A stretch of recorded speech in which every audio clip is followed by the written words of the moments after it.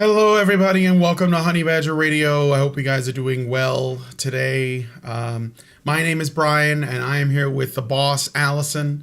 And Hello. today we are doing another episode of, I decided to call it Maintaining Frame. I don't know if that matters.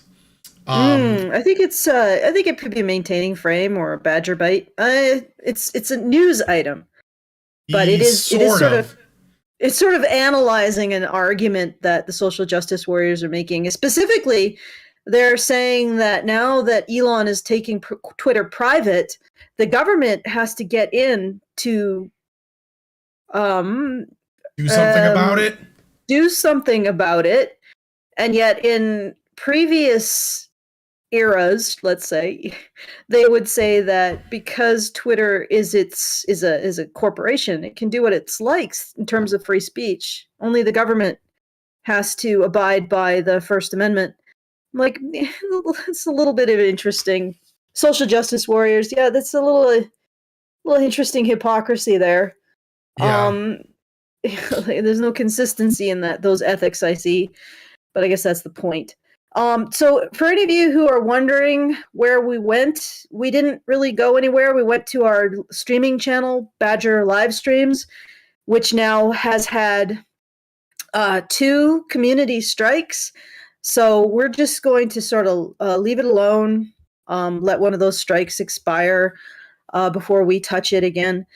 Just because, yeah, because we don't necessarily want to lose it. But that's where we've been. I mean, we stream both on this platform, on this channel, and on that channel. But we've been sort of, and the strike, we had probation for 2 weeks, and I didn't want to do anything on YouTube during those 2 weeks because YouTube is very clear that that is a violation of the terms of service, and we are all about making sure that we abide by YouTube's terms of service.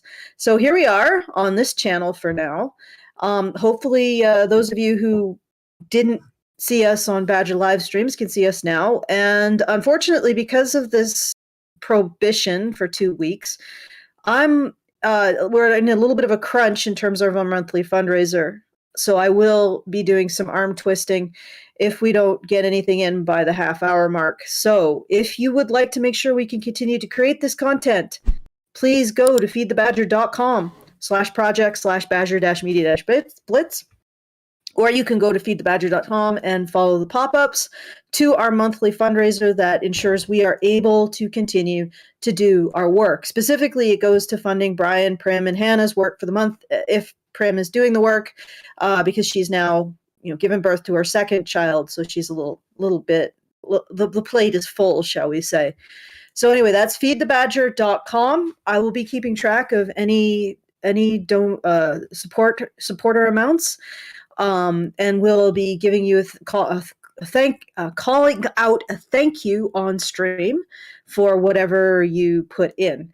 That's feedthebadger.com. We also now have our own sort of Superchow system. That's at feedthebadger.com, just the tip.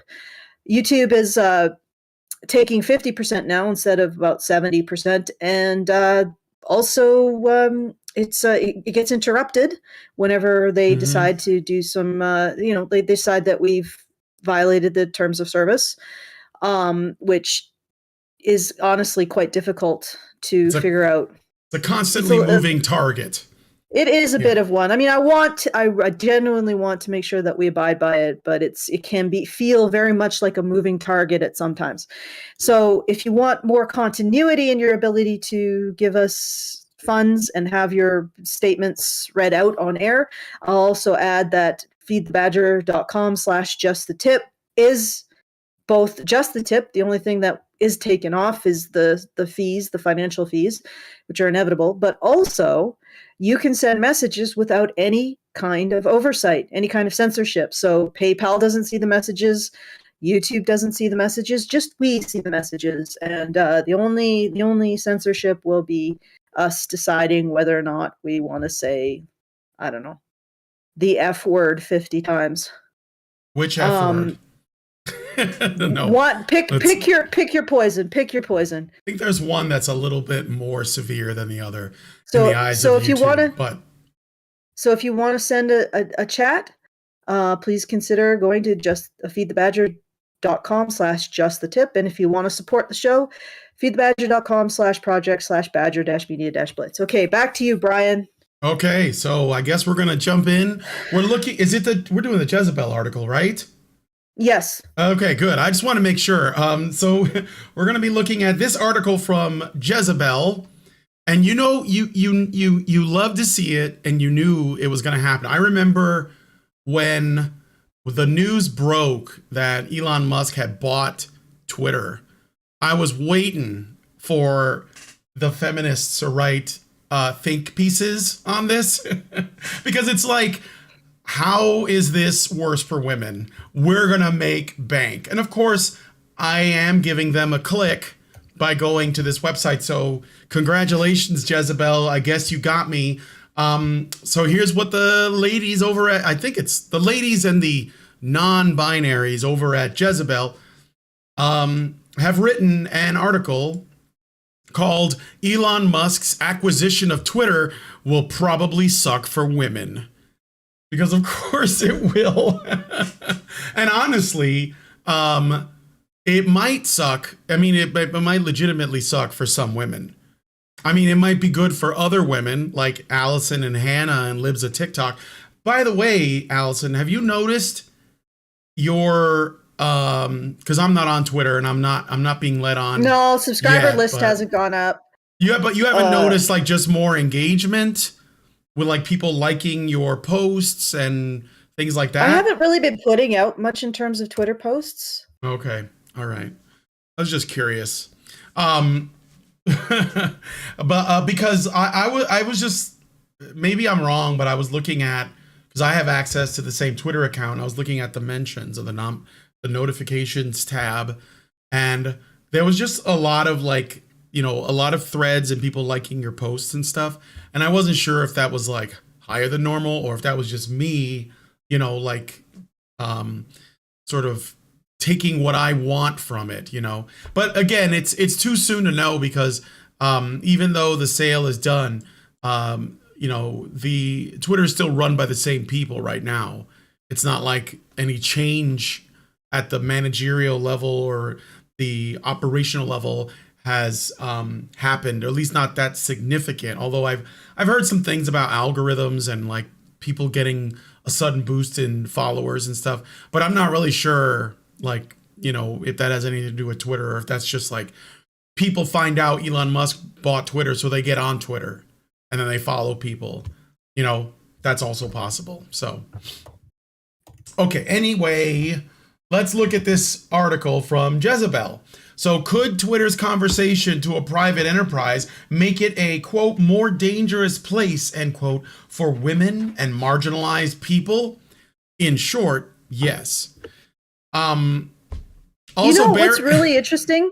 Yeah, go ahead. You know what's really freaking interesting about this is because there's a premise behind all of this, is that women and marginalized people are served by more government and corporate control. Yeah, of course. Sure. And that's really interesting because at the same time as they say that women and minorities are served by more government and corporate control, are these not the institutions of institutionalized hatred and patriarchy? Like, I mean, I talked to one of these individuals and I pointed that out. I said, well, you guys have a lot of condemnation of the institutions of our society, and yet you're giving them more and more power. Doesn't that seem like a contradiction? You condemn every aspect of our institutions as patriarchal, sexist, transphobic, et cetera, et cetera, et cetera, and yet you want them to have even more oversight over people's lives. Don't you think they're going to use that oversight eventually to perpetuate the very evil that you say is in their DNA? Is the substrate of what they are. Well, that's go ahead. Go ahead. Go ahead. I was just gonna say that's the reason. What they believe generally is that totalitarian control is okay if the people doing it are good people, like their people. So because like this is why, and obviously, like, you know, who they criticize for being like a rich billionaire or oligarch, whatever you want to call it, really depends on not that much with their gender, but more like what it is that they think they stand for and how much of a threat that they might be to their overall narrative. Because, like, you know, I've had people say like they don't have a problem with Jeff Bezos owning the New York Times, right? Well, yeah, because, or the Washington Post, not the New York Times. Jeff Bezos owns the Washington Post, and they don't seem to be vocal against that. Well, that's because the Washington Post is not going to change.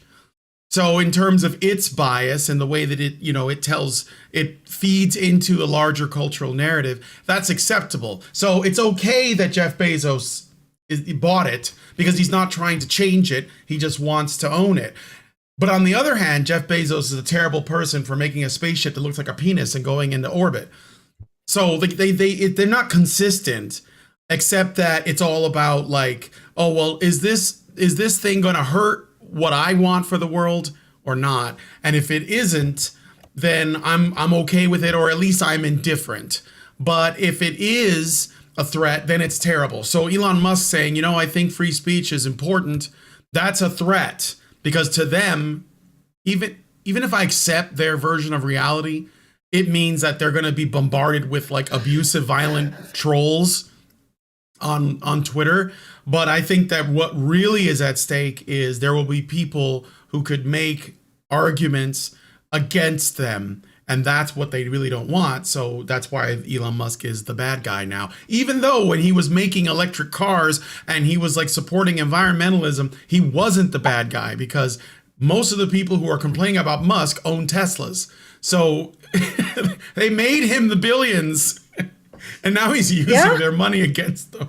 Well, remember how I talked about they've constructed this, like, here's the issue. We never get away from our instincts, our reproductive and sexual instincts. We never get away from them. So what ends up happening when you disenfranchise the majority of men is that energy and that masculinity goes somewhere, and it ends up getting concentrated in fewer and fewer men who achieve more and more and have greater and greater power. And you created Elon Musk, guys. I mean, feminists created him. They made it more. They increased the height of the masculine hierarchy, and this is what happens when we start to so-called empower women. We just end up increasing the height of the masculine hierarchy. So we go from a more lateral masculine hierarchy to an extremely thin, almost like the Tower of Babel. Yeah, like a hierarchy. It's like a high peak. With very few men at the top. Yeah. And that's because instead of incentivizing the average man, women start clustering around these kinds of men who are extremely successful, extremely powerful.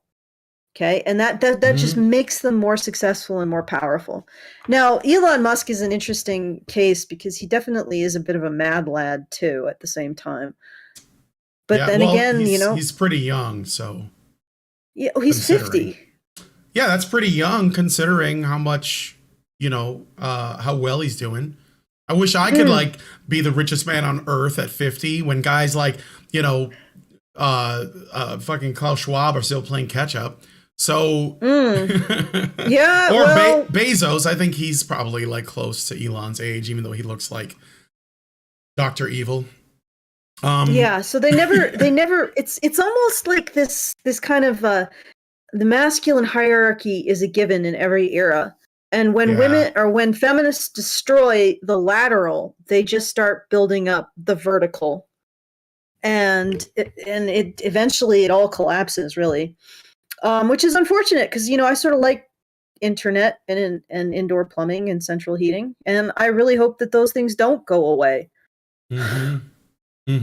Anyway, well, yeah, I mean, I think in the broader context, that's definitely true. But unlike lower levels, you know, where people are not concerned with what Elon Musk does with his own money. I think that it is more lateral. Like I still, every day I go and I run errands and I see men and they're, doing road work or gardening or like landscaping or whatever, because there's a lot of that around here. And again, they seem to be perfectly content. I mean, I guess it helps that I live in this kind of town. Like Lindsay was telling me about this guy that works at her job, that his name is also Brian, and he's like, I've never met him, but I'd really like to, because he seems like really disagreeable and low tolerance and pretty fucking red pilled on women. And there's another man that works there that's also pretty red pilled on that. And I think that is probably unique to this area, or at least areas like this, because in Chicago, that wouldn't happen. Like it would have to be really private and behind closed doors and all that. But anyway, so we've essentially created the conditions for an Elon Musk type figure, and I am here for it. I'm not necessarily like a big fanboy of his or whatever, but I just want to see what happens, because it's not really gonna probably affect me very much. I don't suspect that I'm gonna be back on Twitter for a little while, because he doesn't officially like take the reins for a couple months at least, if not longer. So it doesn't matter to me, but the meltdowns are glorious, and that is that's what I love. So all right, let's go back to Jezebel. If you've been online lately, the last 24 hours specifically, you've probably seen Tesla CEO and world's wealthiest man, Elon Musk, has purchased Twitter. After years of terrorizing users on the platform with garbage memes pulled from your racist uncle's Facebook page and referring to even mild detractors as pedo guys, Musk is now promising to make big changes at Twitter, and some people who professionally care about women have concerns about what those changes could entail.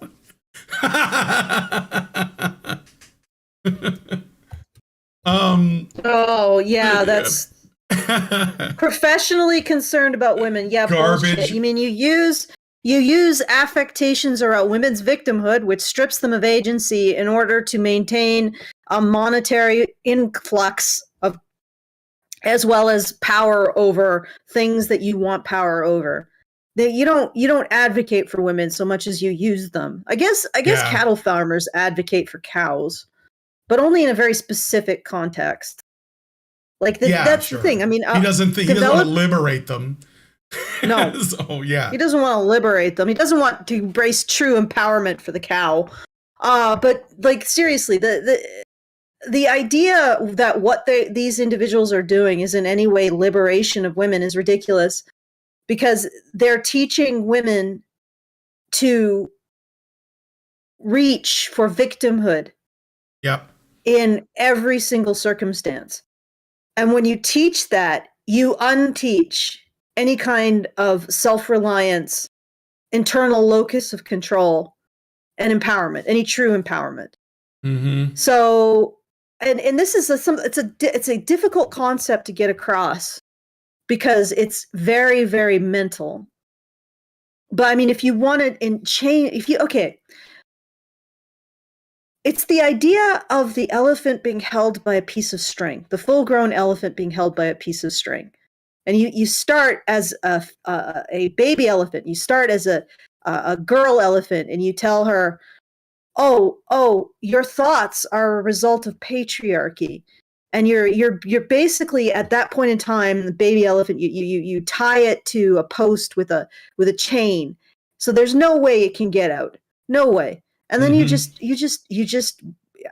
more it struggles, the more it realizes that there is no point. There's no way that a woman can have agency in our society, because the patriarchy is all encompassing. And then by the time the elephant is an adult, it's given up. That's essentially the world that they're creating for women, and they call it empowerment. Well, it's empowerment for them, not empowerment for the individual woman. The individual woman has to live in this like hall of mirrors nightmares in which she has not learned to recognize the consequences of her actions as her own. Yep. So yeah, it's a bit of an interesting thing, shall we say? And then they say Fascinating. that they add, yeah, fascinating, In the words of fascinating, in the words of Spock, fascinating. fascinating. Yeah, I said that with too much anger. Yeah, I know. Okay, but anyway, so I looked up, like, I don't, like I said before, I'm kicked off of Twitter. I don't follow Elon Musk on social media in general. I only became interested in this story because of how much it upsets so many people. But maybe you guys know, so I'm gonna put it out there. Have you seen any racist uncle Facebook page memes that have been pulled and used by Elon Musk on Twitter or wherever he happens to operate? I'm pressing X to doubt on that. I'm pressing X to doubt. I saw the one where he I don't know if you saw this one, Allison, but did you see the one where he put up a photo of Bill Gates and then right next to it put a photo of the pregnant man emoji, and they look really similar? And he said, if you need a boner killer, you know, yeah. So just kind of dunking on Bill Gates. I'm okay with this as well. I don't see a problem.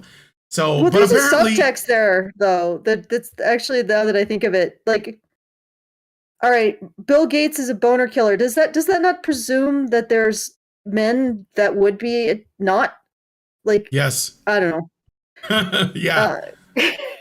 So I don't know what that's saying about I mean, they're probably not pregnant, but yeah. yes, I concur Mm-hmm. that there is a suggestion there. And again, you know, in a way, you know, because I think because Elon travels in these 1% of 1% circles, right?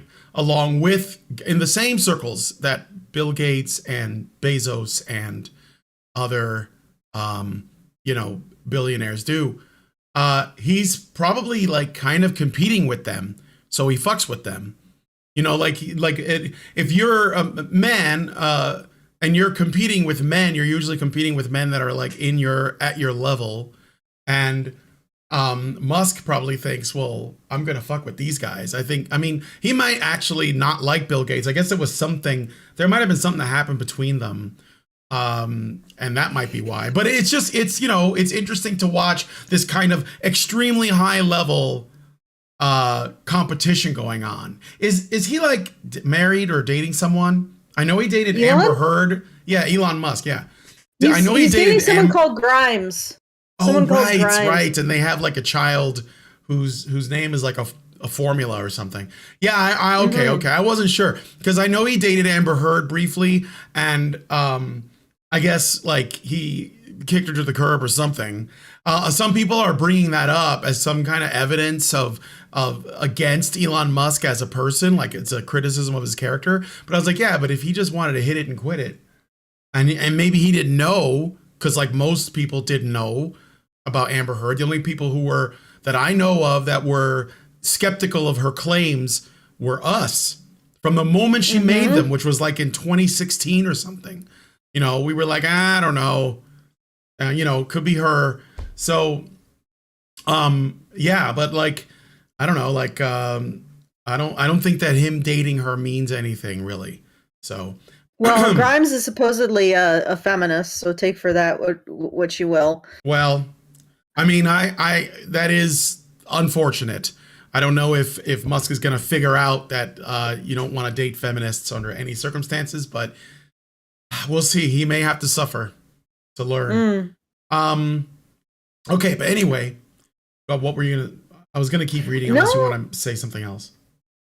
No, that's okay. It's a little, you know. Let's get back to the potential. Like, let's get back to the Jezebel article. Yeah, wait. Yeah.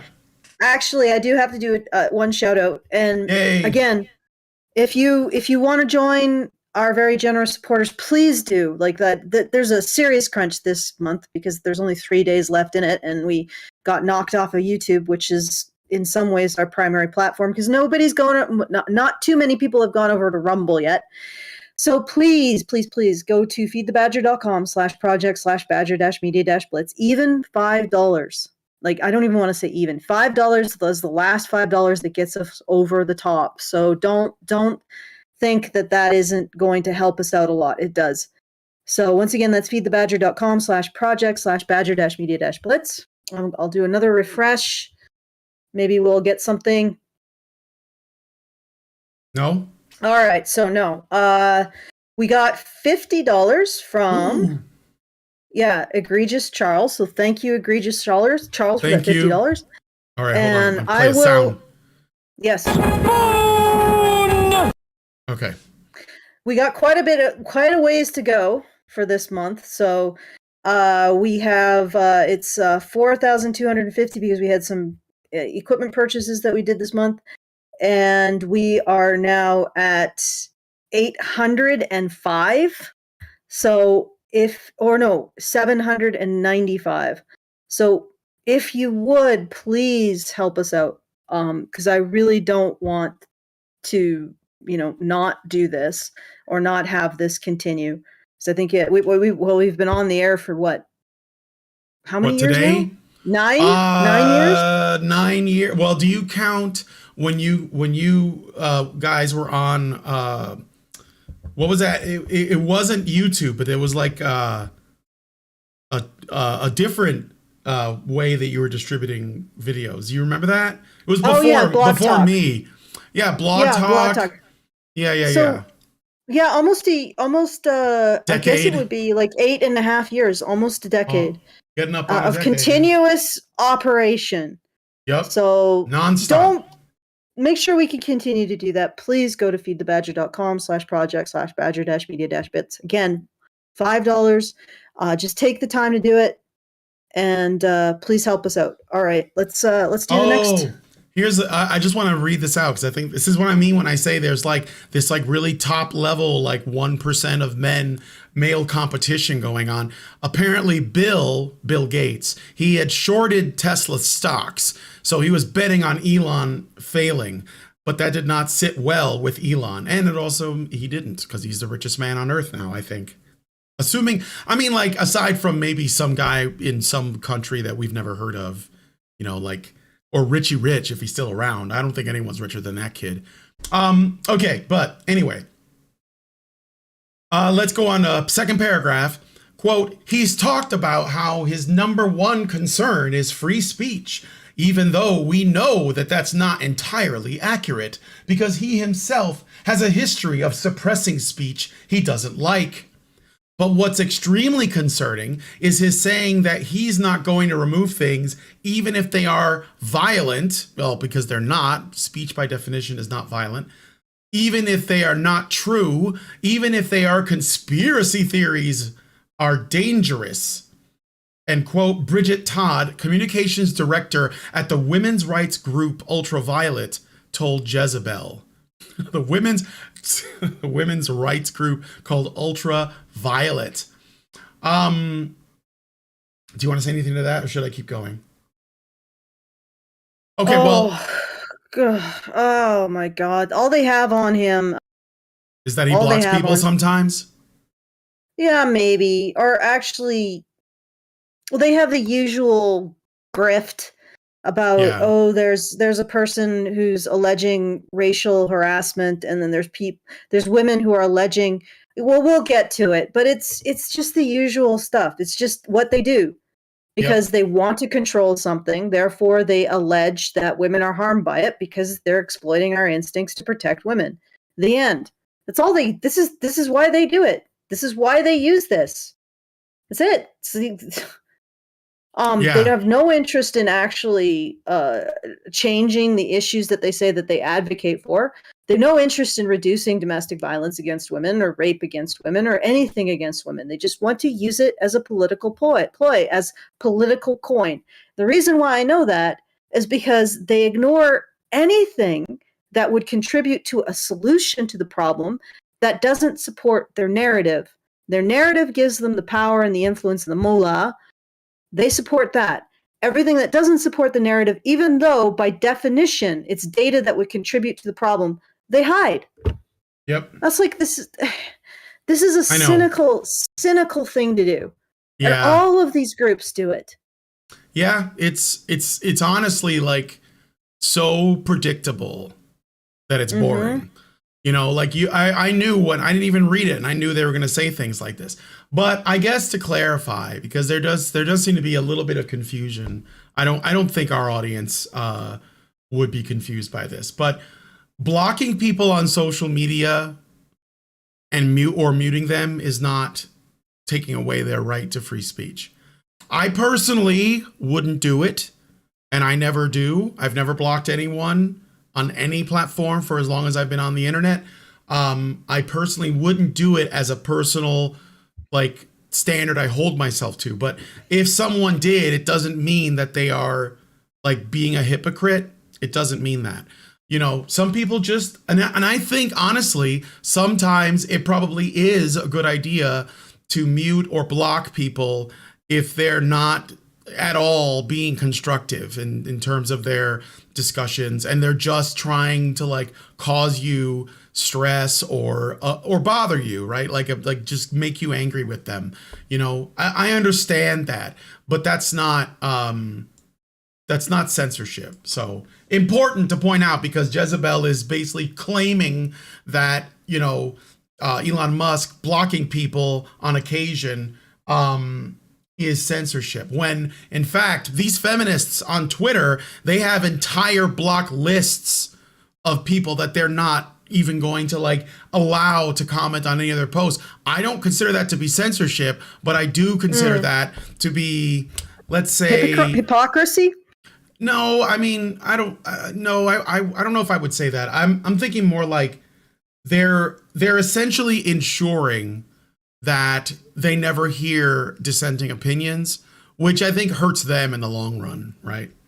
Because they're never really going to understand why anyone would oppose them, because they don't know what the arguments are, because they're not talking to those people. They don't even want to entertain them, right? So ultimately, it hurts them because they're operating in a world with truth missing, and it's all about comfort.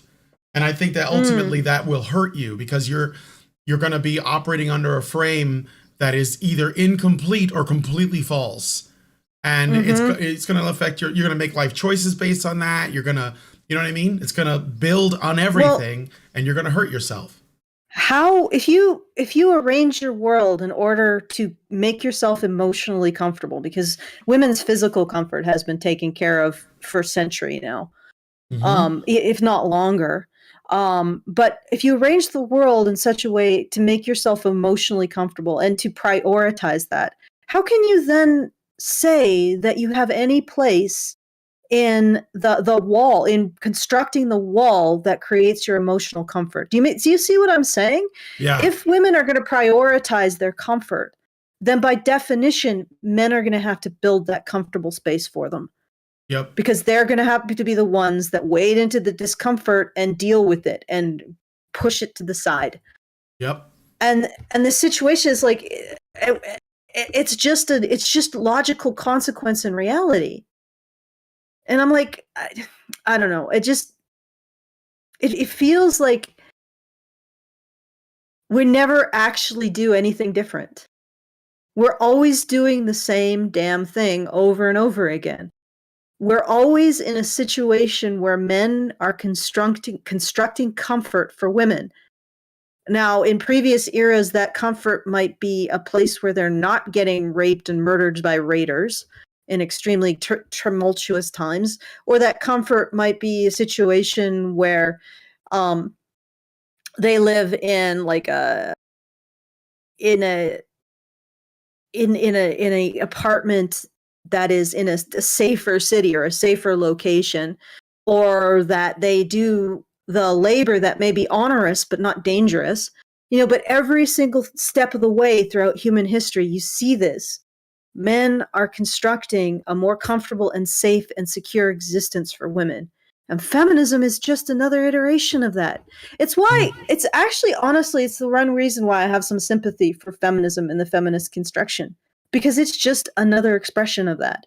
It's Yeah. like we've gotten to the point where we're in a society where women have incredible physical comfort, a complete lack of labor. You look at the 1950s housewife, she was the pinnacle of the pampered woman. Mm-hmm. And all that was expected of her was gratitude. And even that was apparently too much. She had a job that was not even a part. It was like 3 hours a day, 5 days a week. That's it. That's all she had to do.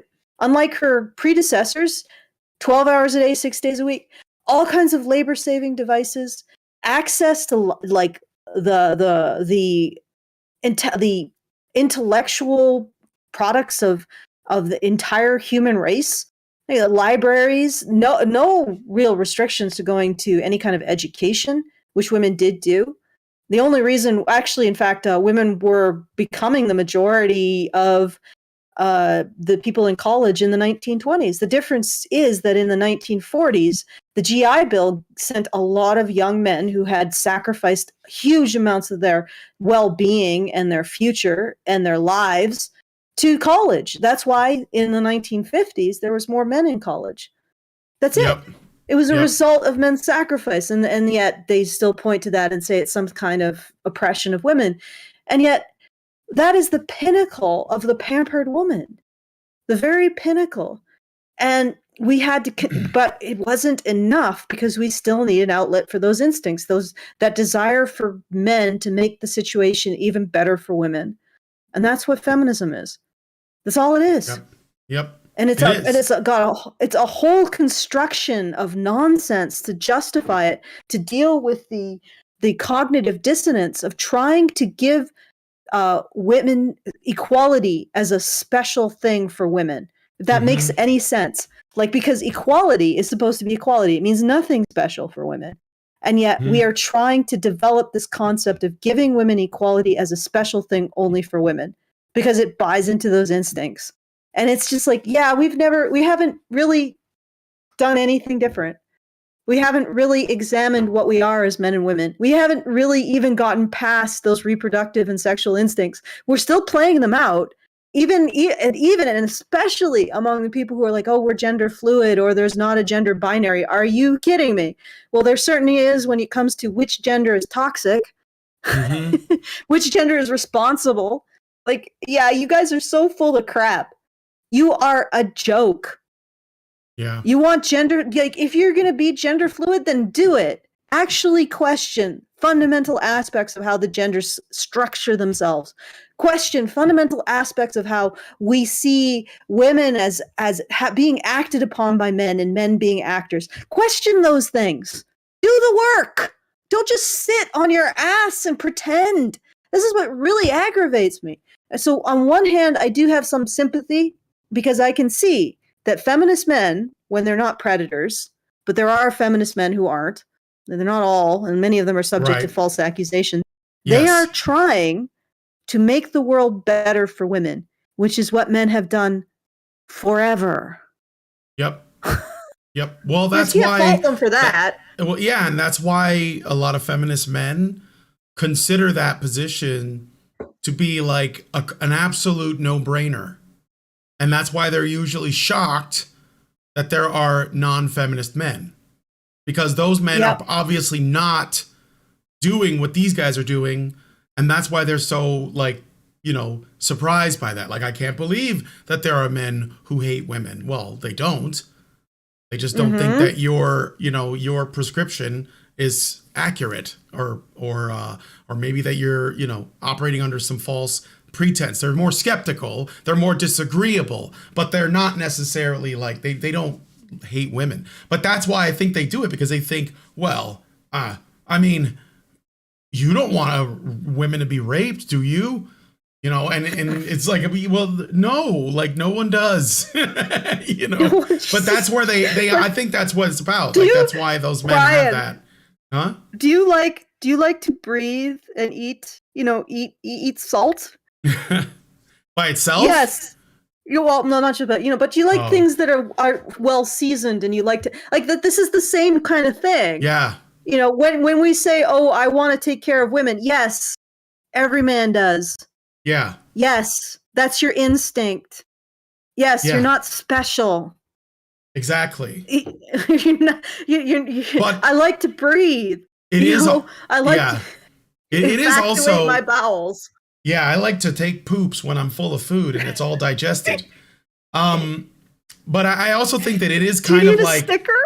it's the lowest possible bar for competition with other men. But like, to Yes. basically claim, oh yeah, I'm one of the good men because I don't rape or beat women, and I believe that women are people, and it's like, that's not game.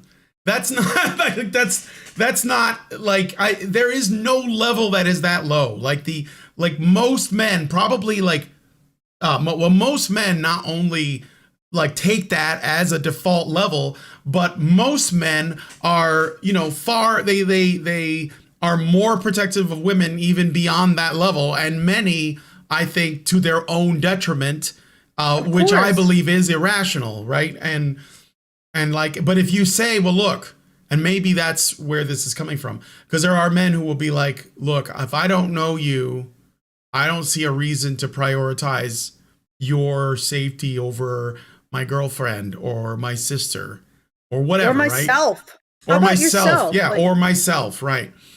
And they the you know, to be go honest, ahead. I like a guy like that because, you know, when you go to bat for random strange, you're actually putting your own women in jeopardy. You Yeah. know, like because, and I've seen this. Like, for example, a man who in between a biker and his chick, and then got stabbed to death. Like, yeah, dude, don't do that. You don't mess with domestics in public Mm, because this is what happens. Even if it's like a clear cut, he's punching her in public. These are two people who engage in violence in public. Not you. They're not usually the most balanced of individuals, either of them. Okay, this is what I've heard. This is what I've read. The white knight, will go and attempt to save the woman, even in a situation where the abuse is obviously male perpetrated. The woman will assist her man in beating the crap out of or killing the interloper. Do not do mm, it.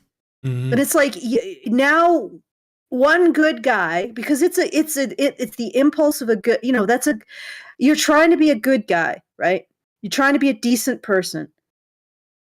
But now the world is down one decent person and two more, and it's the schmucks, the level of schmuckery, the level of schmucks in the world is still at the same level, still at the same rate. The schmuckery yeah. has not decreased. Which means it has increased because you've lost a non-schmuck. Yes.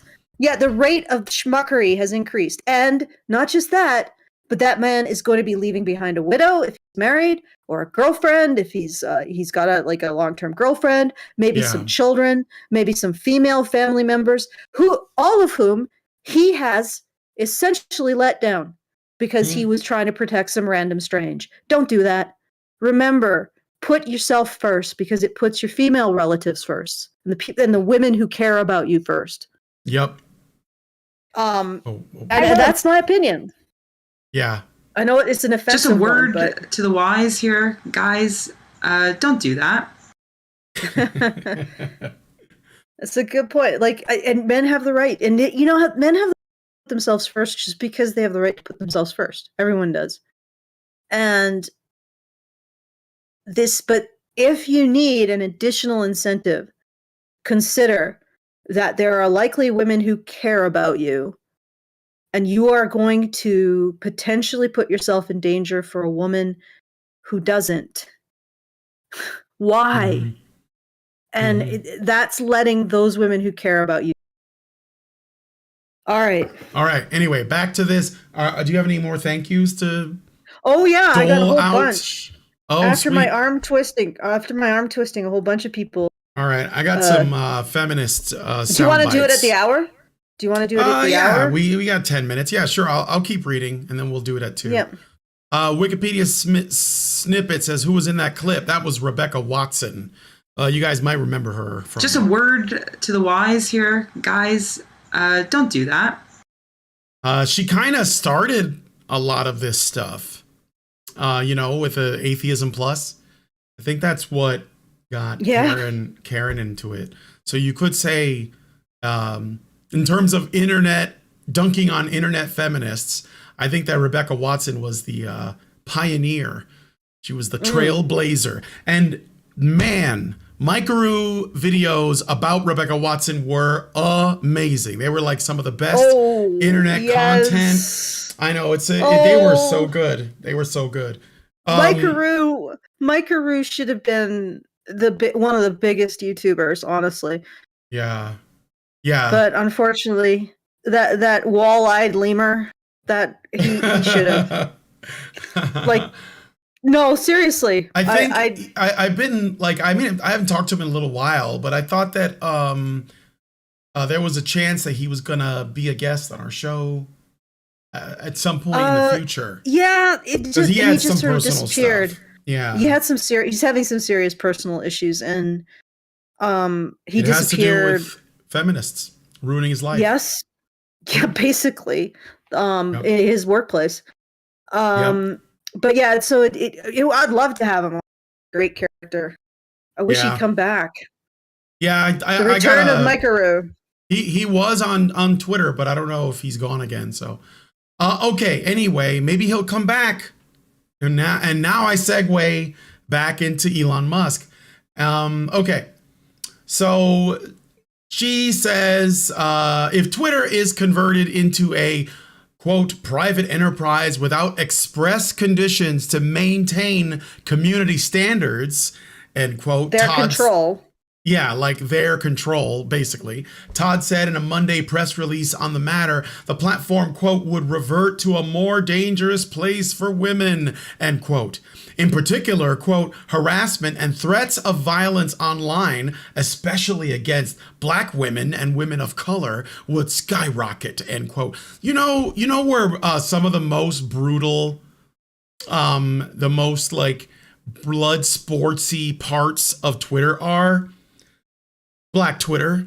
It's like like they come at each other on there, right? Like it's not a place where like I don't know, like apartheid supporting white supremacists like Elon Musk doesn't go to Black Twitter to fuck with Black women. Like they fuck with each other. Most of this stuff it's so funny because we are ultimately talking about social media, which women run like with an iron fist. And they destroy each other all over social media.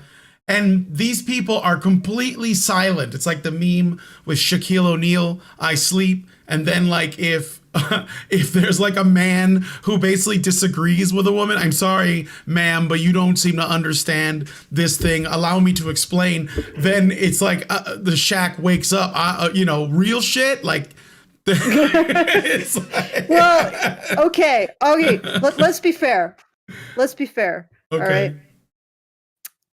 Women don't like their territory encroached upon by men. They're very protective. Women's territory to tear the shit out of women. Yep. That's what women do.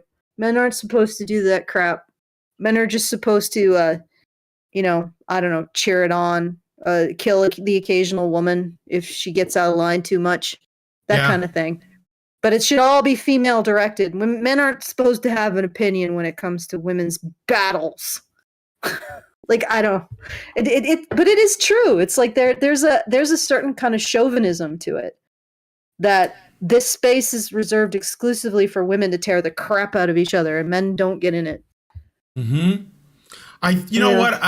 Now that I think about it, I had a little conversation with Lindsay today about judgment and discernment and how a lot of like social justice types, and I've said this on the show, it's like one of the things that, at least for those who are not necessarily motivated by political power or money or, moving up the corporate ladder, but we're talking about the normies that participate in this rhetoric.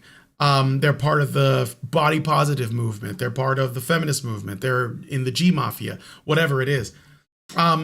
Most of what they desire is a kind of like social currency that they think could only come out of an environment where there is no negative judgment allowed. Now, of course, women do this to other women, and they can be absolutely ruthless with each other. Like when they, I've already talked about there was that ethot that was very famous for a while, Belle Delphine, I think her name is, and Belle was being interviewed on H3H3 podcast, and Ethan, who wanted to try to figure out how to like dunk on male trolls online, essentially baited her into admitting that she gets a lot of sexual harassment and rape threats from trolls that are men. And Belle, and I think she was just observing reality. She said, no, actually, I get most of my hate from women. And the kind of hate that I get is so like surgical, right? They're not just saying, oh, you're a thought, and then that's it. No, they will go into your photos and your videos, and they will find every imperfection and they will magnify it because they're trying to tear you down a peg, right? It's how women compete in a way online, and they don't really have another way. So they basically they do mean girl shit, right? And of course, she said that she's had to take breaks from the internet because of what women have done. And what I think it's funny. Oh, yes. What? Yes. Yeah. Well, no, I totally agree. Women will find, they have a sixth sense for anything that will make you just crawl into your bed and just cry. And want to die. Yeah. And want to die. They have an absolute sixth sense for it. And it's actually sort of horrifying. So anyway, but that you're absolutely there. This is, and if you really want to get, if they really wanted women's morale to improve on the internet, they would address that aspect. Oh, like absolutely. It's women abusing women, but they don't. And that's the thing. That's how you know it's about a narrative. Yeah, they just keep blaming men, and they just keep blaming men because it's easy.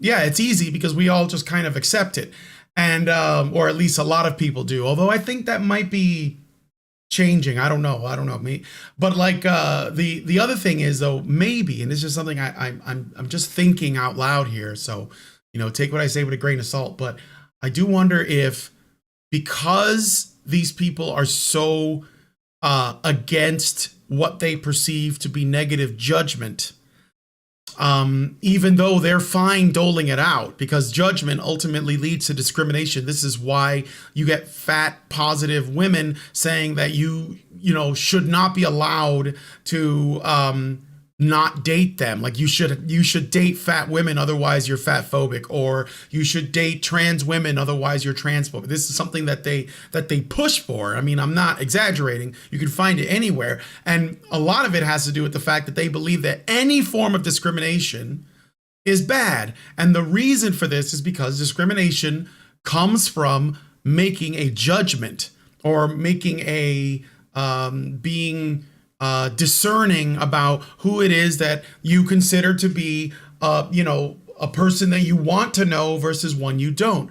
And of course, women do this. They judge and discern men all the time, but it doesn't count as abusive or hurtful because it's against men, and that's okay.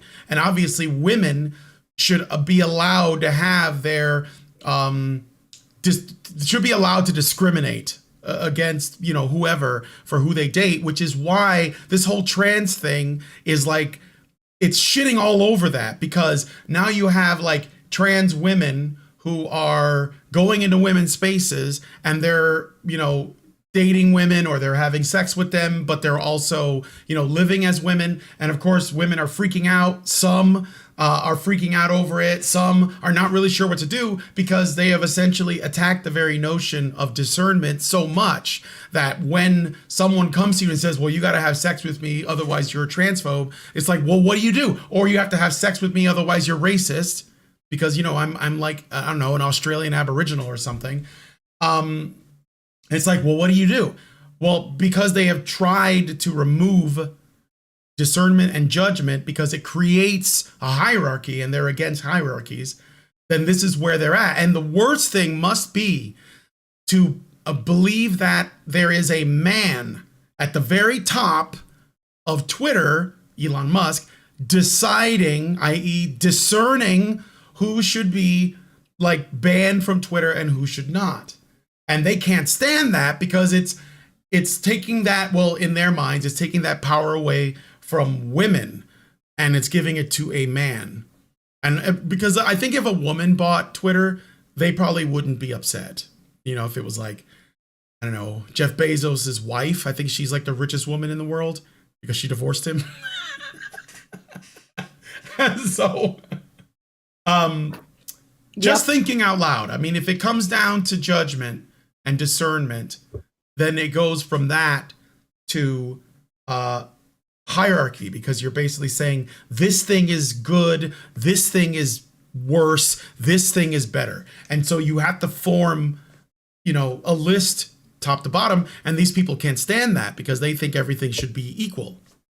So well, but but the special kind of equal, yeah, which only means their kind of equal. Yeah. I think you need to refresh the Superchow channel because I'm not seeing the new ones. Seeing new ones? I don't know why. Actually, you know what? Maybe it's because I'm like. Where is the Superchow channel? I think you moved it. No, I didn't. It's still under announcements. Superchow channel. I'm gonna go to the announcements. Yeah. Let me go in there so I can. And while you're doing that, we'll do the troubleshooting. Yeah, let me, because I didn't put. Yeah, I'm already on there. We'll do the super chows after you do the thank yous. Do the thank yous first. All right. Okay. All right. So I want to thank Michael O for $500. Thank you, Michael O. Whoa! Not bad for a white male. You're fucking a white male! Yeah, thank you for and I don't think he's actually listening to this. He did ask for a option. We have Spreaker. Our podcasts go out through Spreaker, which you can access at honeybadgerradio.com, not with this S, but just the HPP, just like honeybadgerradio.com.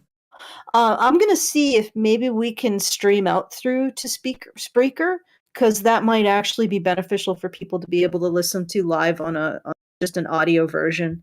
Yeah. And our video is more supplementary than critical. Okay, and here's one from General Purpose for $55. So thank you, General Purpose. I'm just going to double check to make sure that doesn't include nope, it doesn't. Okay, so it doesn't have a super chow in it, but General Purpose I think is new.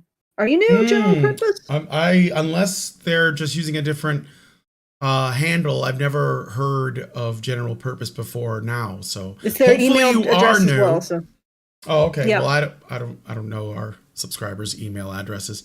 All right, let me play a soundbite for that. Let's do Problematic, some Lacey Green. Literally everyone and everything is problematic. I wonder how she's doing now. She's pretty low key. I believe she still does a podcast, and you know, like after the whole thing with like where she dated Chris Ray Gun for a while, I guess she started to like question. She started to question, yeah. And she was on Dave Rubin once, which is like, I don't know, that's like taking a dare to dip your bread in warm milk and eat it. But at least she took that step. I don't know what she's done since. I mean, I know that she has a podcast, and I think she still like talks about sex, but I don't think she's quite as intersectional as she used to be. But I honestly don't know. I'm still waiting to get her on the show. She promised. We did a pinky swear in 2017. And I'm not holding my breath, but I'm not gonna forget. And if I get a chance, I'm gonna bring it up with her. But anyway. All right. So the next one is Craig C. I'm just gonna leave it at Craig C because I don't want to say anything further because I think that's a last name. Yeah. But Craig C gives us $25. So thank you, Craig C. Oh, and by the way, if you want to send a super chow, that's at feedthebadger.com/justthetip. Make sure to put your handle in. Otherwise, it's just going to be anonymous because we don't want to dox people. Yeah. All right. And don't put your name in. Like, seriously, don't. All right. So that was $25 from Craig Okay. C. And I I got think a that's a sound new for one that. too. Yeah. Maybe. I wrote a blog post a while ago about why I f***ing hate video games, because this is what it does. It appeals to like the male fantasy. One of my favorite memes right there. I love that that woman made that clip. You know what's really funny is that I have yet to hear any, like, this is so petty. I hate something because women like it. because men like it. Because men like it. Yeah, I hate some. No, but I'm saying I've never really heard a guy frame, not even like the most hardcore MGTOW, goes out of his way to hate something because women like it. Yeah. No, it doesn't Like, happen. what kind of mentality is that, lady? Like, what the hell is your freaking, like, I'm okay. Yes, I get that it's intended to be directed at men, but it speaks of such, no offense, but care about what men like and don't like. I mean, it's a pathological level, and not care as in you care about men, but just wanting to, just having your gimlet eye constantly on men. Or is he enjoying himself? Like, Yeah. why would you spend your life doing that shit? Like, don't you have something better to do? This is what I'm thinking when I listen to this. I'm like, Yeah. I could be doing so much more things than ensuring that, I don't know, my husband is not enjoying himself. Yeah, exactly. Although I want to say, not necessarily in her defense, but I much prefer that a woman say, this is why I hate video games because men like them, than to have a woman say, I actually really like video games, I just want to change them. That's true. I would much rather have a woman say, I hate these things, because then I'm like, okay, well, bye, go do something else. I appreciate that. I respect that. You could say it because it appeals to the male fantasy. I mean, I get that that's just really petty and childish and everything that you said, but holy crap, I'll take that a million times over someone saying, no, I love video games. I grew up with them. I like Mario and Zelda. And then they go and get jobs in the industry and eat it from the inside out. Yeah. Yeah, unless this woman is being used as an excuse to destroy video games because, men like them. Yeah, I mean, I don't know. This was like I'm just pointing out how petty it is, because I've never heard a man. Never heard a man say, I hate this because women like it. Yeah. Like, I can't even imagine that level of pettiness from a man. Because I've never seen it. No. Never in my entire goddamn life. No, I think in general, men like to see women take pleasure in things. I mean, even if it's things that are incomprehensible. But even if it is, well, because they're smiling, right? Yeah. That seems to be like, if men could live in a world where women were happy, they'd be like, oh God, what a relief. Yeah, exactly. Finally, they'll shut up. Yeah, they'll go do things they enjoy. But even just like, not even just the they'll shut up. It seems to be like a visceral desire for women to be happy. And unless they're an asshole, or the woman has been such an asshole that he no longer can, like the Johnny Depp Amber Heard situation. I don't think he gave a shit about her happiness at some point. Depp? That's the other Depp. Yeah. Yeah. I hope, although he still seems to wish her well. But the other thing that I wanted to point out is something related to that trial. I was reading a Jezebel article on that trial. Incidentally, Jezebel has stopped reporting on the Johnny Depp Amber Heard trial about 5 days ago. 5 days ago. 6 days ago. So after shitting the bed, you mean? Yeah, basically. They just were like, and you know what? I find that really not very respectable. If Jezebel is going to have a position, like you said, they should drive that position right over the cliff. Mm-hmm. They should just, because it's so cynical that they abandon a position once it becomes untenable. Even they abandon the feminist position once it no longer will give them power and influence. You should just ride that thing right over and there's some feminists on Jezebel who are doing just that. In fact, there was one feminist. Oh no, this was in response to the Elon Musk thing where they were talking about how it's later on in the article. Maybe I should save it. Yeah, maybe save welcome to Allison's kaleidoscope mind. Okay, I did get some super chats, so I'm gonna. But are there any more straight up donations? Yes. Okay, all right. Cree, I hope this is not a name. Cremora, I don't think that's a name. No, gives us $100. What? All right, great. Here, let's play this. Grab him by the pussy. All right. So thank you so much for that. John B gives us $50. John B gives us $50. Let's see. Let's just do the come on, man. Come on, man. That's good though. I'm not complaining. Don't read it that way. I appreciate it. Tib Fulvey gives us $5. $5. All right, you're gonna get a Trudeau for this one. So every time I say I'm a feminist, the Twitterverse explodes and news medias pick it up. It shouldn't be something that creates a reaction. Well, then you wouldn't do it. Yeah, right. Come on now. Come on now. Okay. T-Dav gives us $250. Thank you, T-Dav. Oh, we're going to hear about Corn Pop then, I think. And Corn Pop was a bad dude. And he ran a bunch of bad boys. That's right. He was. All right. So so far that's that's what we have for. I'm trying to avoid any of the final words that end I did it. Oh God. Don't worry about it. That's it for now. That's it for now.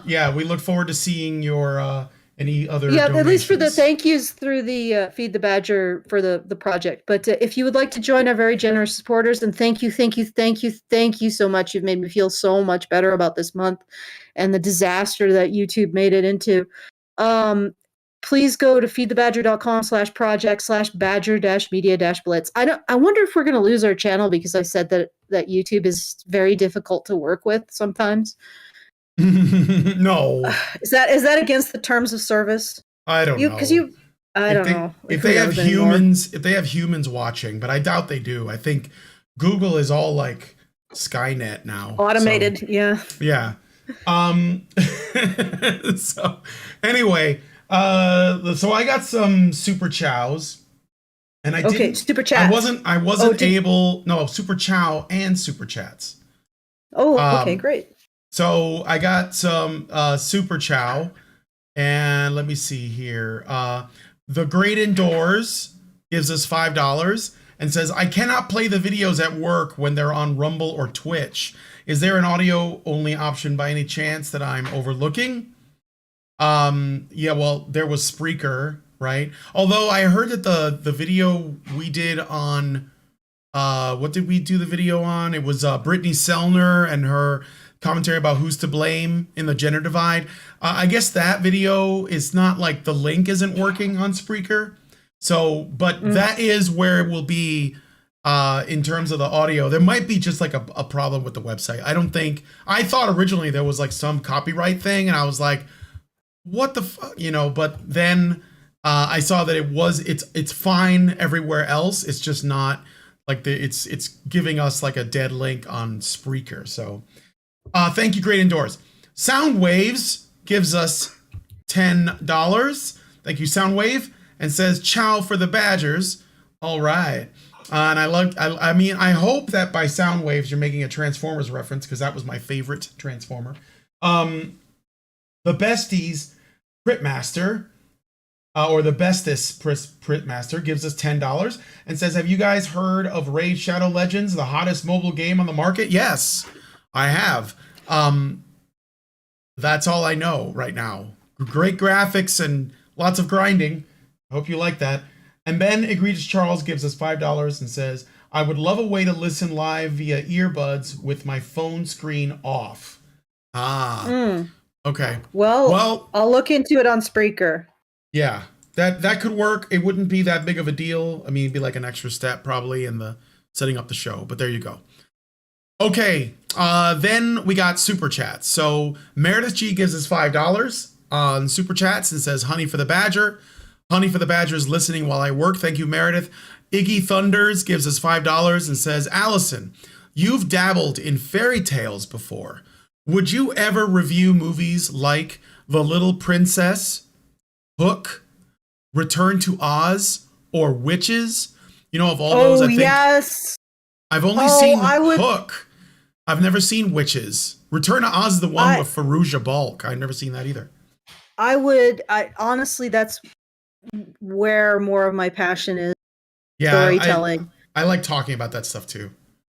I'm actually thinking of maybe reducing the amount of live streams we focusing a bit more doing like reviews with Brian, but with like the way we did Zootopia. Yeah. You know, and you put in little clips, and we had we pre-recorded discussion which he edited, and that did really well. And it's a lot. I think it's content that people appreciate. And yes, I much prefer talking about stories and storytelling than this.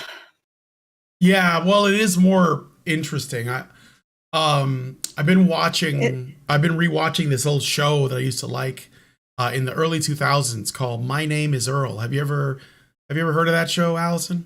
Yeah, I've heard of it, but I haven't really watched it. Oh, it's good. Like, it's basically about this guy. He's like a petty criminal, or was, you know, most of the stuff that he did was kind of like really childish, bad things. And he gets into a car accident, trying to make this brief. And while he's in the hospital, he learns about karma from a Carson Daly, who's being interviewed on TV or something. And he decides in that moment that he wants to get good karma. So he makes a list of everything bad he's ever done. And he's basically going around trying to right wrongs that he's done. Now, of course, it's really hilarious because he's not the brightest guy. And, you know, he's kind of like, I mean, he was poor. He didn't have a job. He didn't have a place to live. Like, he was a loser. And he's trying to make things right. And it's just a really wholesome show, to be honest. It's super wholesome. So like I would it's a good, and it wouldn't be made today, no way, because there's just no way. But it not because it's super edgy, but because it's so like, I don't know, normal, I guess, in a way. But anyway, yeah, My Name is Earl. It's a good show. I like talking about it when I watch it with Lindsay. So check it out. Yes. Anyway, so that was Iggy Thunders, and I agree. I think it would be great. I'd have to watch these movies though. I saw Hook, but it was a long time ago, and I've never seen Witches, even though I've wanted to, because that looks like it could be good too. The Mark Nichols podcast. Thank you. I don't know who that is. I guess they're new, or maybe it's because we're on this channel. Gives us $10 and puts a little animated emoji of what looks like a pear, and he's saying #1 fan. So thank you, Mark Nichols podcast. Ted Hansen gives us $20 on YouTube and gives us an animated emoji of what appears to be a lemon hugging a lime. It's super cute. And then Ted Hansen gives us $1.99, and I don't think there's anything. It's just the $1.99. So thank you for all of your kind support, whether it's on Superchow, Super Chat, Rumble Rants, which there are none, but I just checked it, and on feedthebadger.com. Okay, let's go back to the article. Let's see. If Twitter is converted into a, quote, private enterprise without express conditions to maintain community standards, Todd said in a Monday press release on the matter, the platform, I already read this part. Yeah, so basically black women most affected, but really women most affected. I want to point out that whenever these people throw in, you know, like people of color or whatever, it's just a way for them to actually get in what they really want to control, which is the gender discussion. They just use black women to help grow their own influence. So it's not really because they care about black, although there are black women that are a part of this. But it's whenever they say people of color, they're not talking about men. So They're buttressing the argument that we need to protect women. yeah. To be honest, it's really cynical, because I think if they ever change their mind and they decided that black people are a threat to white women again, holy shit, lynchings. Uh-huh. And it would be the same people doing it.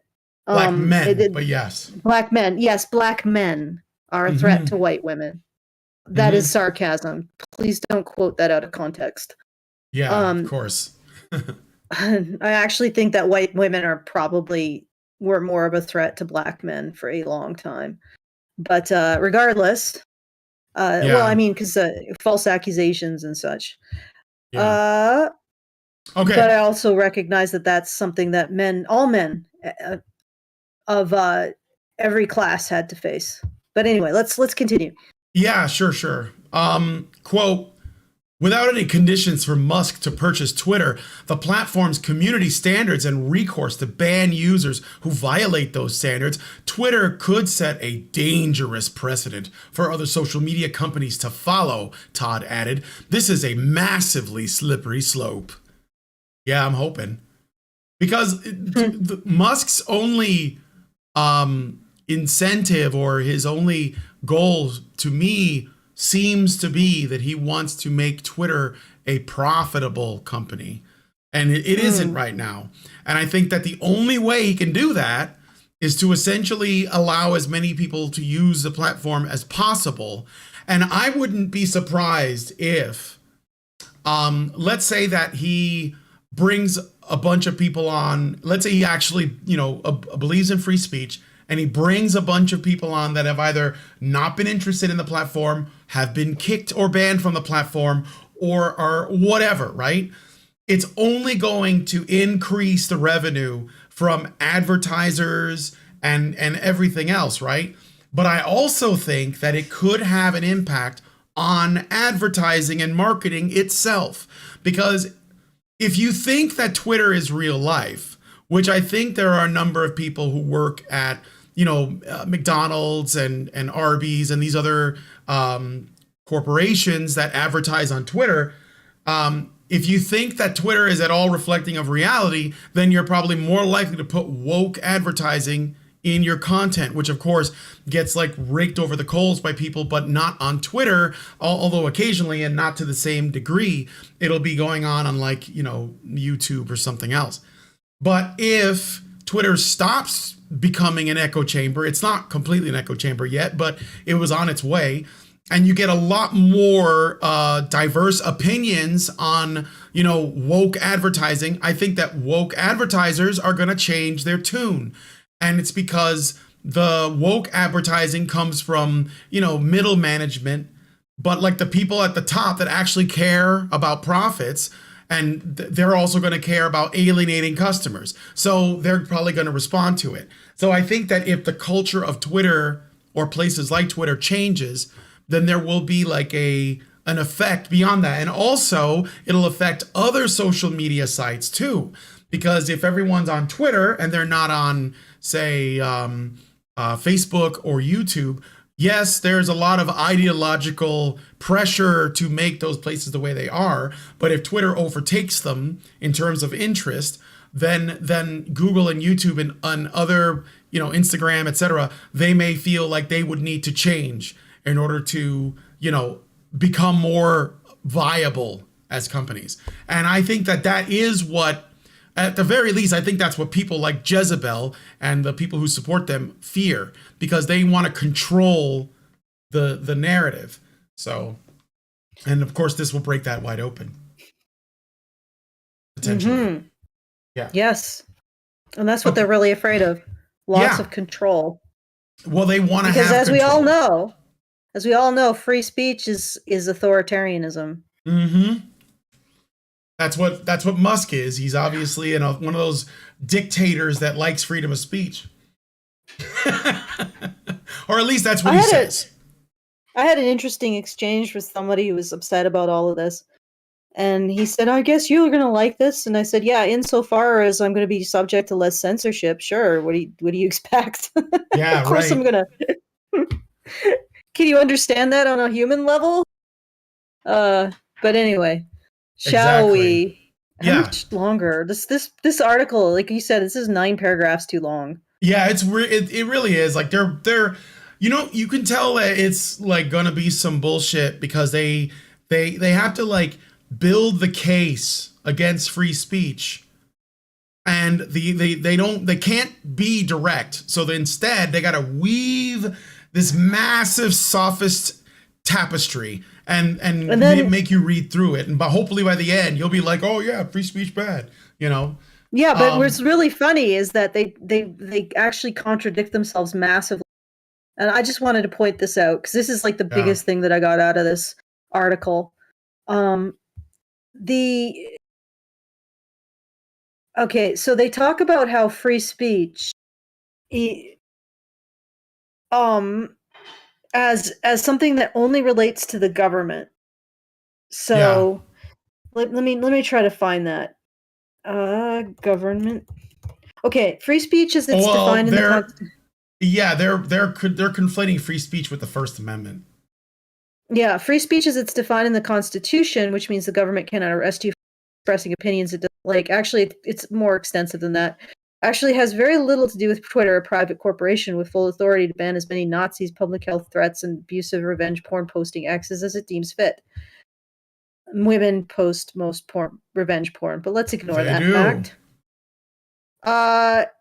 And then they say, according to Todd, the acquisition as a whole is proof that big tech cannot regulate itself, and we need urgent action from Congress to hold social platforms accountable to protect democracy. Oh my God. So when Twitter's private, they don't have to uphold free speech because they're not the government. Herp-a-derp, they don't need to deal with the First Amendment. But when when Twitter's under the control of the social justice warrior hegemon, they aren't subject to the First Amendment. But when it's under the control of Musk, the government has to step in, even though the government is subject to the First Amendment, and make everything all right. Like, this is incoherent. Yeah, it's just... This article is incoherent. It's just an emotional, like, tirade. I can't... Yeah, it's a screed. With emphasis on the part of screed, but... okay. There's poisoning of the well, too, like... To very online, I'm just going to middle of the paragraph above this one. Libertarian provocateurs such as Musk, those scary, scary libertarians.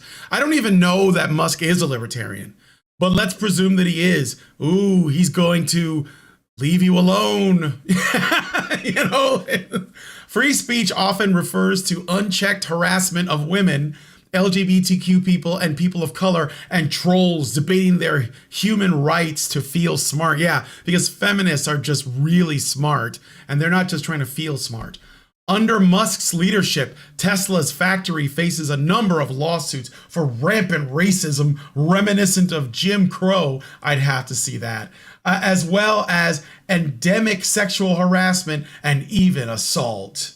Okay, so I did look up the evidence for the Jim Crow.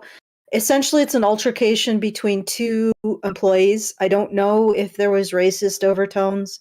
The HR didn't I guess knee jerk a response in favor of the black woman who complained, and it was against a white woman or perhaps even a Hispanic woman. Who knows? Yeah. And I'm looking at this and I'm like, well, did HR just not know how to conflict, which is really common for HR, human resources, which is also majority female, by the way. Oh my God. Human resources is the worst thing to happen.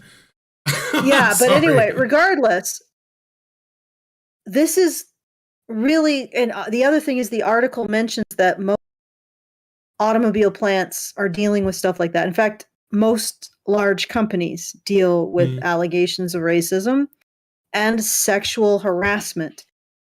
Yes. That is like saying a large company uses money to get its stuff done.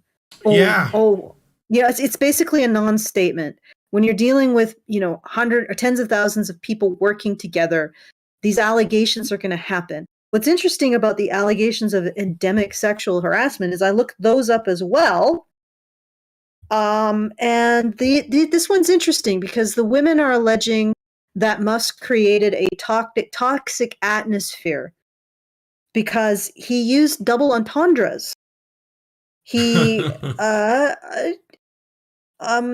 the plaintiffs allege that Musk created an atmosphere of sexual assault by using the acronym TITS, TITS, That's and hilarious. S3XY, S3XY, so sexy, and by making 420 jokes, like 420 jokes, yeah, and of course, 69 jokes. Yes, So, yes. An atmosphere of sexual assault because of double entendres, not even rape jokes anymore, but sexual double entendres. Well, Musk don't apologize for any of that shit. Like seriously, you have to hold the line somewhere. Like this is what happened to Blizzard.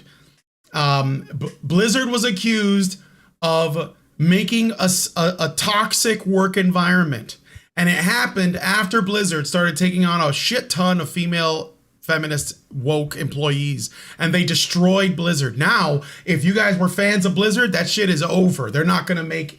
They're dead. They are dead because they made a Bill Cosby joke in the workplace, and we took it seriously. This is the reason why, like I said, the existence of human resources in your company is poisonous, because now if you have that, right, then any company can have a light shined on it for endemic sexual harassment, as these feminists describe it, because the existence of human resources means the existence of sexual harassment, rules means accusations. Like this is by default. It doesn't matter if they're real or not. The fact that is a claim that a woman can make, and if she chooses to, then people are simply going to take it seriously and they're going to respond to it, means that even if like they investigate and they don't find any evidence or whatever, that it is now a black stain on the company. Oh yeah, well they had accusations levied at them. And that's literally what Jezebel is doing here. They're saying that Tesla as a company was big enough that there was somewhere at some point in time, someplace, there was an accusation made. Therefore, this place and its owner are now responsible, right? So it almost doesn't matter if any accusations get made. It doesn't, well, not if it gets made, because it will inevitably, but it doesn't matter if any of the allegations are true or not, because the making of the allegation itself is evidence enough that there's a problem, according to the way that they frame. I mean, look at the hashtag Me Too movement. Like how many men... I wouldn't necessarily pinpoint like HR as the source of this, but used to be that made, human resources was just about filling jobs, but my overall point is that they are taking sexual double entendres and they are turning the use of sexual double entendres into a creation of rape culture. Okay. So now it's not just rape jokes. Okay. It is sexual double entendres. Yeah. All right. Now these are juvenile jokes, but they're not rape culture. Well, there's no such thing as rape culture, but regardless, this is like scope creep. This is scope creep. And they're condemning Elon Musk as constructing a rape culture at Tesla for using sexual double entendres. I mean, this should be sort of terrifying if you think about it. But you know what? On the other hand, every place that's infected by these individuals or attacked by these individuals will be destroyed. I mean, I'm watching this. They're basically pirates or raiders, right? These women are brigands, thugs. They go in and they go into a place like Blizzard, and they're like, "Yeah, nice game company you got there. Be a shame if someone destroyed it." Yeah. And then they do just that, and they just do it over and over and over to every institution that they can get a hold of. It's like watching. It's like you in the Bronze Age, you have like these people who all they do is go into a town, break everything, rape everything that they can nail down, and then leave a smoking husk, and they just keep doing it to more and more towns until everybody starves to death because the feminists have destroyed every institution in society. Mm-hmm. And that is their ultimate game. They will go and they will infest and they will destroy. And there's nothing like that. The only thing that will stop them is embracing the things that we say and saying, no, you got to stop them at the starting line. You got to say, no, there is no society on earth that was constructed for the benefit of men at the expense of women. That historically or currently, none. This is a fallacious lie about men and women's. Do you honestly think men who exist in many ways are instinctually keyed to provide and protect for women would construct a society to do the exact opposite? No. The worst thing that men say to women is smile. Why? Because they want to see women happy. Oh my God, men are horrible. And Sure the other thing is that there's a comment on Jezebel after they made this connection between Elon Musk's juvenile double entendres and rape culture. And it's like I said, it's not even rape jokes anymore. It's just making a dongle joke. Mm-hmm. And they've made this connection, and there's a poster there or a commentator who's like, men, why do you always do this? I'm like thinking, I've been following the Amber Heard trial, and I have not yet seen anyone, man or woman, look at her shitty behavior and say, women, why do you constantly do this? They may say, wow, women can really get away with a lot in our society, but they're not blaming all women for Amber Heard's behavior. Yeah. And it's amazing to me that women can even, like a commentator on Jezebel, can even come to the point of saying, Elon Musk making double entendres creates rape culture and all men are to blame. Like, what the hell? Seriously? Mm-hmm. That is like you're trying for a record of layered delusion there and pettiness. Anyway. Yeah. Do you have any more thank yous for? Oh, is it time? Donation. Oh, I don't know. It's 2:38. Should we wait until 3? No, I think we're okay. So I haven't gotten anything. If you do want to help us out, please go to feedthebadger.com/user/badger-media-blitz. Every bit helps, even just $5, $10, whatever you can put in. It's very much appreciated. Don't look at that and say, oh, I can only do this amount. Every amount matters. I mean, really, it's the effort that matters. Just going there and going through. And I appreciate that because it represents, like, when people make the effort, that means that this stuff resonates with them. They care about it. They want to see more of it. And really the amount, the amount does matter because it enables us to do more, but the fact that you make the effort is the real key. Yeah. All right. So once again, feedthebadger.com/project/badger-media-blitz. All right. And don't see anything further. Do you have any? Nope. I don't see anything further either, but that's okay. Okay. So, I want to get to some statistics that they throw out there. Now, of course, they do make the claim that cancel culture actually affects women, queer folks, trans folks, in basically not men more. Obviously, that's bullshit. But per Ultraviolet's own research, Ultraviolet is a women advocacy group that they mentioned earlier.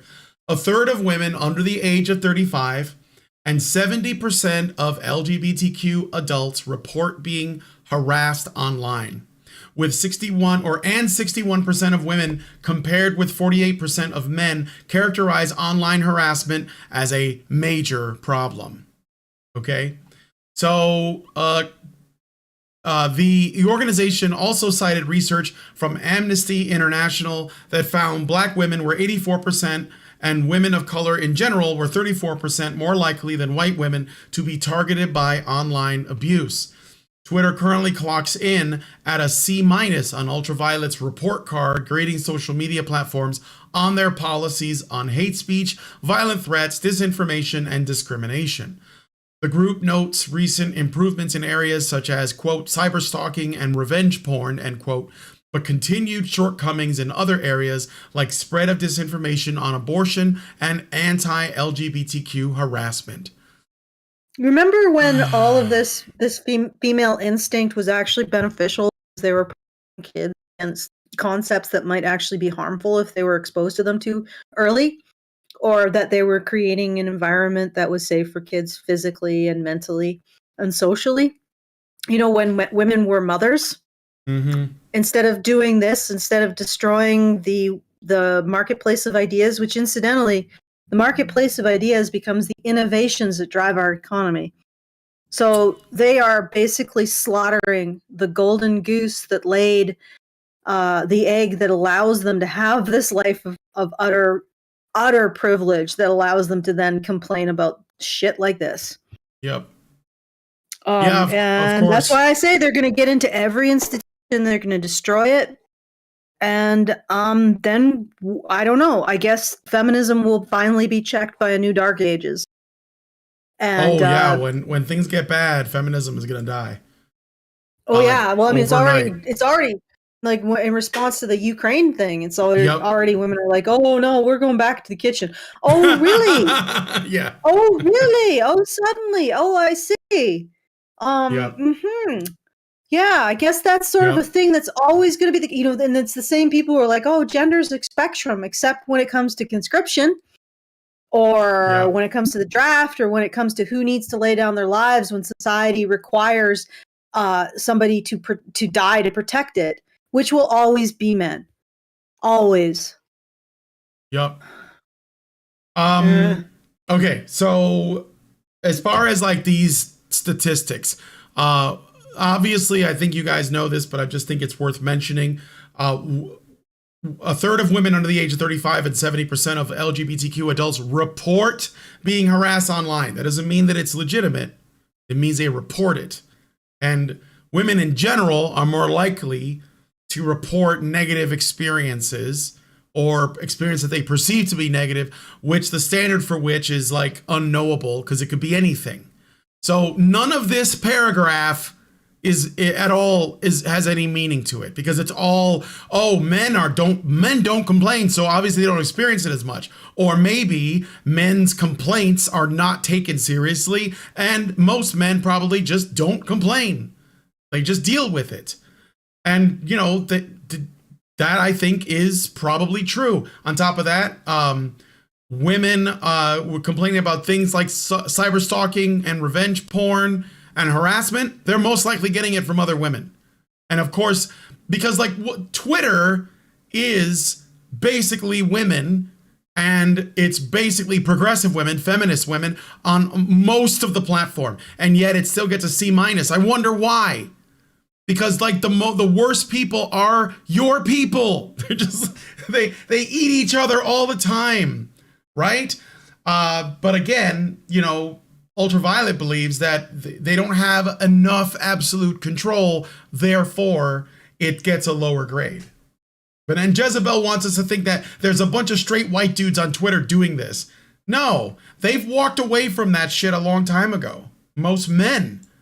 I mean, the few men that are still on Twitter, they might be using it to support feminists or to promote their product, like, what was the name of that guy who was on Fox News and he said, when men have to deal with women like you, they want to die sooner.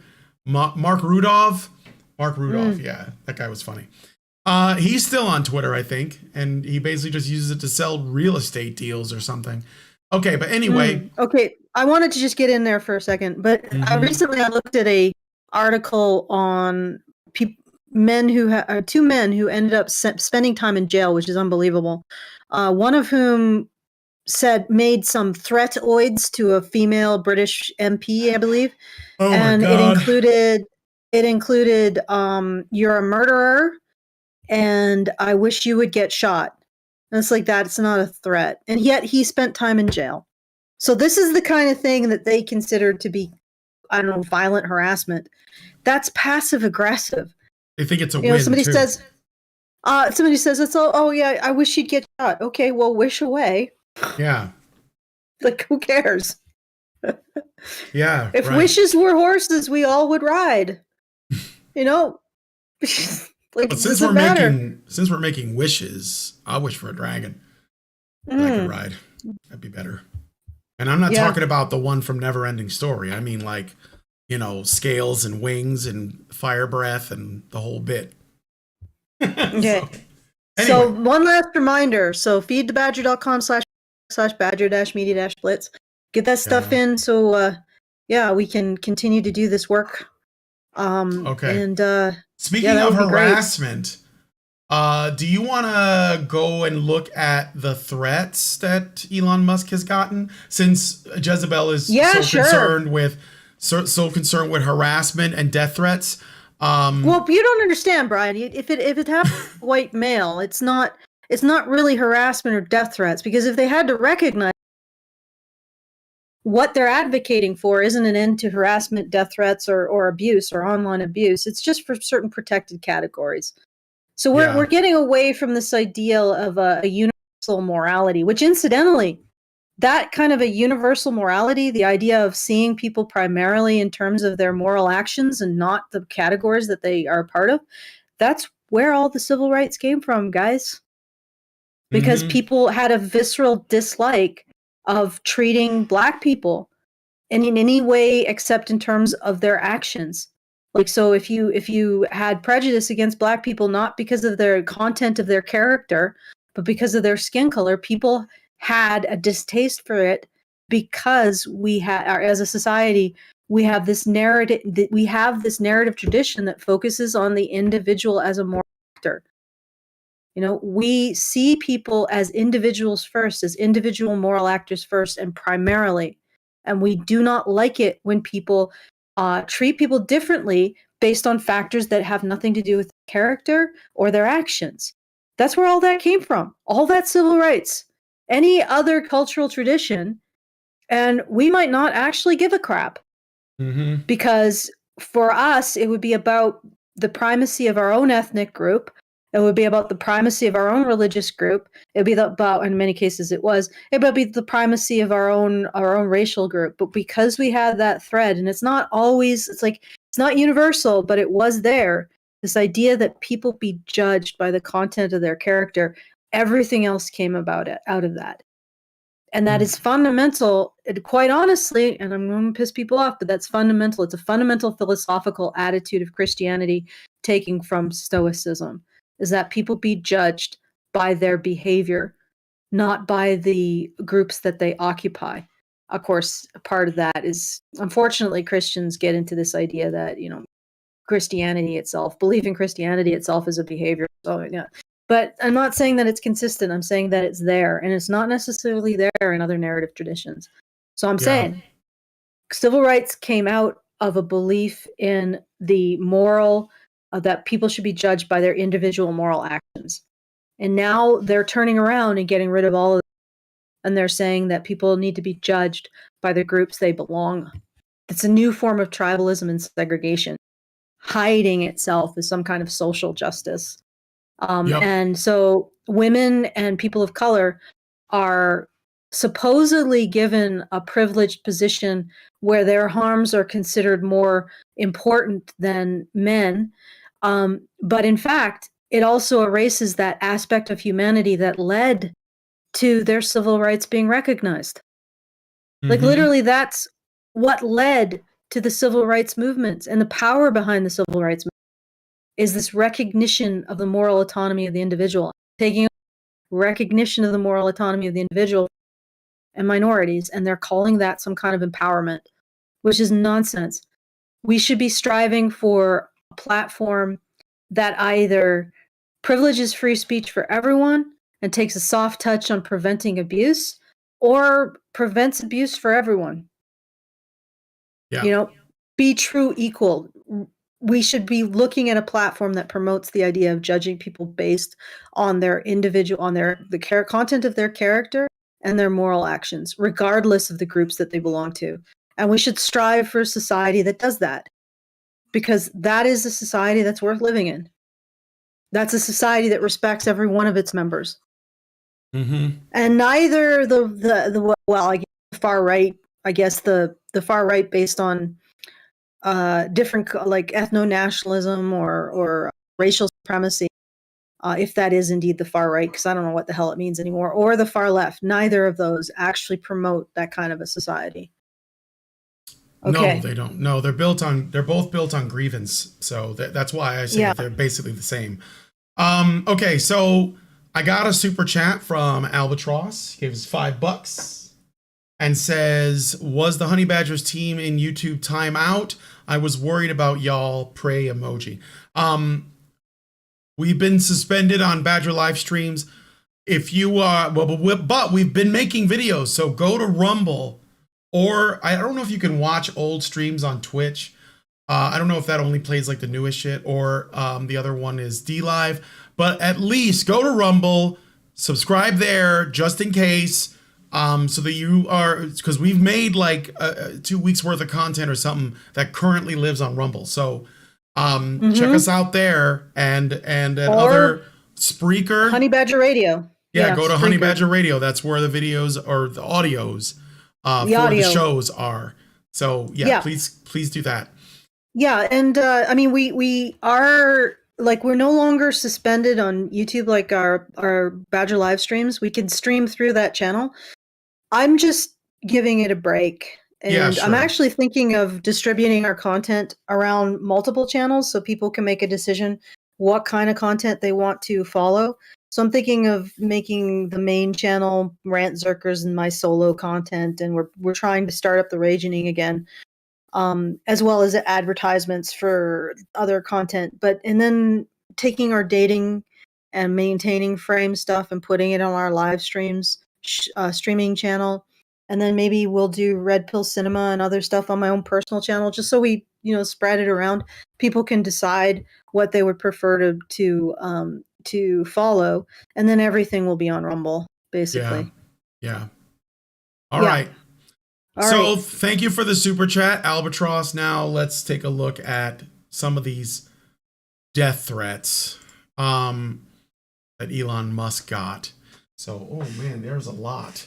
I had to put on my reading glasses. Okay. Maybe I'll just open this in a new tab because it's way too small. All right. Young Noodle says, I give anything to be the one that gets shoot Elon Musk in his fucked looking head. Very nice. Really nice. Noel Berry says, daily reminder that billionaires should not exist. Responded to by Helios Trans Flag.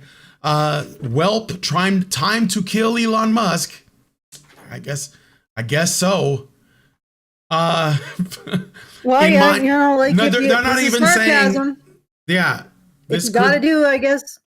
I guess this could be in Minecraft only. So, 100 miles an hour on a dirt road says, some fellow comrades are having their villain origin story today and will either become hitmans and try to murder Elon Musk for buying our app, or worse, become rich and buy it back, which is worse, apparently, than just killing Elon Musk. Jester says, God, I want to kill Elon Musk. Musty ass bitch. Mikey Dumas says, will someone please kill Elon Musk? These are not threats, apparently. These are all okay. Not that I don't think Musk has reported anyone, but Charlie Don't Surf says, it would be cool to murder Elon Musk by pouring molten gold on his gigantic, stupid, rich boy head, all Game of Thrones and shit. That motherfucker needs to be killed. Wow. It's pretty dark. It's pretty dark. But yeah, let's leave it at that, because I don't know if this will be a problem for YouTube talking. Oh, you're right. Stuff. That might be just reading these things. Yeah, some pretty dark crap going on here. Yeah. But that's okay because it's being expressed towards a white man, and everybody knows that white men are completely invulnerable and own every power. They're in fact demigods, or even gods that stride among us, and nobody can actually do anything, lift a finger against. So that means we can do anything we want to. I don't know what to say. Yeah, I'm trying to figure out if this is something that would get us in trouble. Personally, no, I get it. Personally, I don't care that people are saying all this stuff. I don't care. I don't think that it's a threat.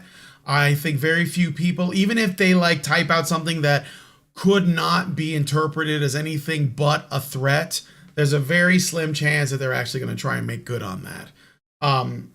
So in my opinion, it's nothing that Musk needs to be concerned with, at least from these people on Twitter, because they don't really live in reality. This is like the world they live in. But we want to point this out that it's hypocritical. Oh, obviously. This is probably not something that is a legit threat at all. We wouldn't read it if it was, but the fact that Musk has to deal with this, and it's acceptable, you realize that is going to create a different, that's going to teach men to occupy a different mentality than other people. Like, you talk about stoicism, how men are expected to be stoic. Well, maybe the fact that you think that men don't have to be protected from abusive content would tend to be the biggest contributor to them becoming stoic. Yeah, of course. Yeah. Seriously. And of course, when you learn, you have to learn to deal with the abuse of others. You gain skills in self-mastery and impulse control. And you can apply those skills to all kinds of endeavors that you might have, leading to a greater level of achievement. Now, there's certain aspects that are biological, in my opinion, but, there's also the social element. Maybe if we didn't expect men to constantly suck things up and make everything more comfortable for women would learn to deal with the kind of discomfort that's associated with innovative activities. Yep. I just thought, if you want to go the socialization realm. Anyway. Yeah, I said on my Facebook page about this article that I said, because the article's title, Elon Musk's acquisition of Twitter will probably suck for women. And I was just like, yeah, well, maybe it should. Maybe making everything palatable to women at all times is the reason why we're all in this big fucking mess to begin with. I mean, I'm just saying, can we stop pandering and just tell them, deal with it? Right? This is reality you're living with now. Sorry, I don't care that it upsets you. I don't. What I don't understand is, how do they expect, everybody, a lot of these people think that Elon Musk just, lucked into everything, but he took the risks, and risks are really uncomfortable. Yep. They're not a fun place to be. They're not secure, and they're not safe. And any innovation requires risk, and if you look at Elon Musk, there are probably tens of thousands of men who risked and failed. And we consider them to be losers for every one Elon Musk. There's a certain amount of luck to it. It could have been a completely different guy. There's luck. And we end up pushing thousands of boys into taking these risks in order to get one Elon Musk, and then get the thousands of boys that we then deem losers, who may be living on the street or working in a fast food joint, having made their shot and failed. Seriously, this is and in order to be to have an Elon Musk, we have to be willing to sacrifice tens of thousands of boys. So to have a female Elon Musk, we have to be willing to sacrifice tens of thousands of girls. We've got to be willing to say that they're losers if they fail.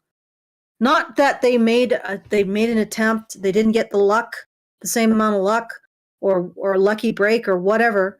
No, they're actually losers. These women are losers.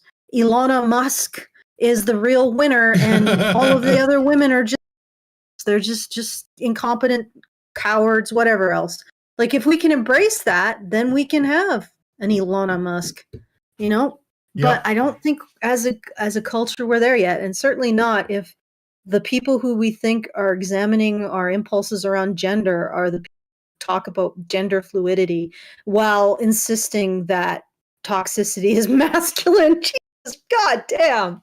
No, friend, you have gender dichotomy. Yeah.